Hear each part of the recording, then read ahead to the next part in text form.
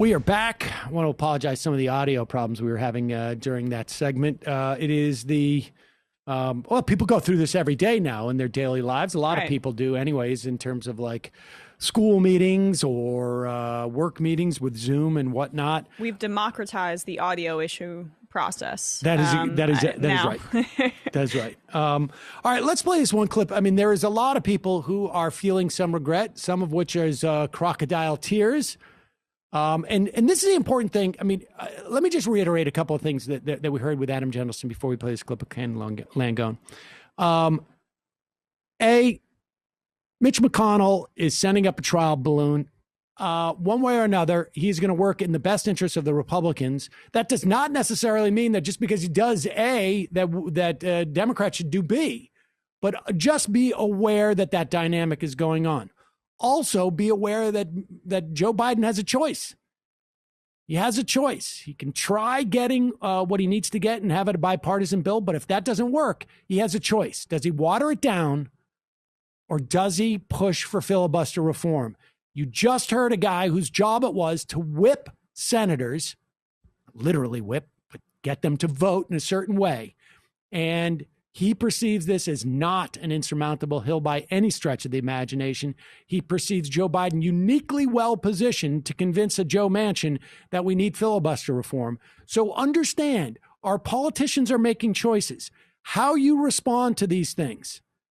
And it's not to say that we all know who Joe Biden is, but we also know that people have a certain margin of potential in certain areas as politicians, and they are influenced by what their constituents say. You don't necessarily have to write them off. Pressure, sometimes you walk a tightrope with this type of pressure. But just be aware of these choices that our politicians are made. And I will also say, that doesn't go just for politicians. It also goes for the billionaire class and the multimillionaire class who fund these political parties. For instance, Ken Langone. You know him maybe as a big financial supporter of Andrew Cuomo's, a big supporter of charter schools. In fact, almost single-handedly responsible for Andrew Cuomo's push for charters in this state. Well, he also was a big contributor to Donald Trump. Here he is talking to Andrew Ross Sorkin on CNBC.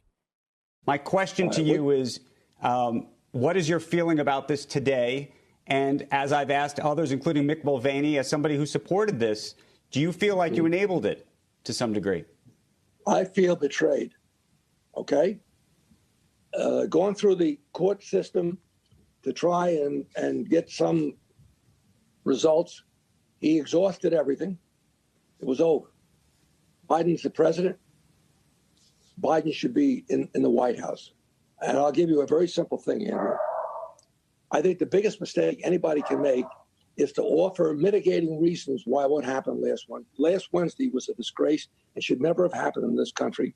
And if it doesn't break every American's heart, something's wrong. It breaks my heart, for sure. I didn't sign up for that. And more importantly, I think right now all of us have one, to me, I'm speaking for myself, I'm going to do everything I can from day one to make sure I do my part to make Joe Biden the most successful president in the history of the country. And there's a selfish reason for that. We've got very serious, major issues in America to deal with. We've got the pandemic. We've got the debt. We've got infrastructure. We have a horrendous condition of public schools in America. We have generational theft. What the hell is a guy like me doing getting money from the government every month? Okay. Right. Well, we can rest easy knowing that Ken Langone, the man whose greed has warped him to the point where he's so removed from the consequences of his political donations that he doesn't think that he's in any way responsible for enabling a guy like Trump, which created that yesterday. Of course. That's like I bought a ticket for the roller coaster, but I only got it for the parts that went up, not down. But let me just go through quickly the list he's talking about. When he says public education, he's talking about he wants to push charters. When he's talking about debt, he wants to cut Social Security. He said it right there. Why am I getting a government check every month? I'll tell you why. Because it's much easier for the government, much less costly for the government to give everybody a Social Security check and take it back in your taxes. If you want means testing for Social Security, we take more back in taxes. He knows this. This is a guy who's making a pivot. Understand what you're seeing in this moment, folks. There's a lot of people who are going to be jumping off a sinking ship, and they're going to make it like they're doing so willingly, not because they're afraid of getting sucked down to the bottom of the ocean. Be very, very skeptical